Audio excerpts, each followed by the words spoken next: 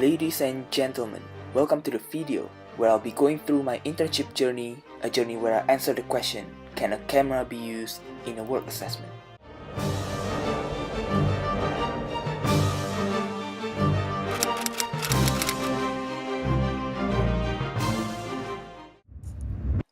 Now before moving on, I want to address one very important thing coming into this job. This was my very first professional work, and I can tell you that I didn't have plenty of expectations. Part of the reason was because of... Yes, that's right, the project. The project itself is not aligned with my major, which are engineering and data science. Instead, it actually focused more on image analysis and a bit of photogrammetry. Despite all of that, I was still eager to showcase my problem-solving skills and my ability to incorporate innovations in my project. On top of that, I felt that this opportunity would provide me a chance to widen my knowledge and my connections by learning from the experts in the industry. Now originally, the challenge set for me by my sponsor client ATC WorkSmart was to validate if body cameras can replace an in-person assessor in a work assessment. Like this person, you may be wondering, why would they want to do that? I mean, if it isn't broke, don't fix it, right?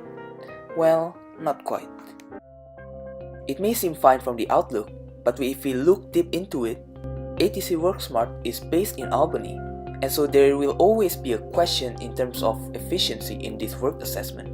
One of the reasons is because most of their students are located in regional areas, such as Geraldton. To put it in perspective, if they have 5 assessments per day and 3 of them are in rural areas, it means ATC would need to send 3 assessors to 3 different places respectively.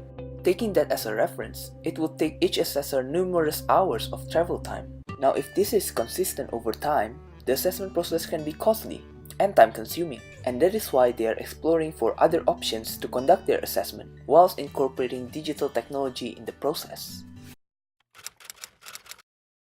I planned out several experiments which focused on vision perspective in various conditions, data storage and data transmission, and also privacy issues along with user testing. In addition, several camera placement was also tested. These include a head camera, a chest camera, and a waist camera. Couple of weeks into the internship, I was faced with numerous challenges that I needed to overcome. The problem ranges from technical to non-technical stuff. For instance, I wasn't hearing back from my clients or any representatives up until a couple of weeks before the internship's completion, which was caused by the shutdown period during the new year. Moreover, I also found difficulties in arranging my experiments, particularly when dealing with volunteers, as they do not feel comfortable being recorded. In terms of technical content, there wasn't too much issues apart from testing live streaming features. Despite all of the issues, the support from Jim and my peers have really helped me in pulling through all of the problems I faced. In fact, from all of the collaborations and meetings, I came up with plenty of ideas, which ultimately shapes the scope of my project. Rather than focusing on just body cameras, I decided to explore fixed camera options as well, which may not be considered before. Overall, I'm more than satisfied with what I've gotten out of my project. I was able to validate that cameras are capable of replacing an assessor in an assessment by using a 3-camera setup which includes 2 fixed cameras and 1 body camera, and is also approved by an assessor. I believe that if real-time footage transmission is improved, it has the potential to reshape the way educational providers do their work assessment.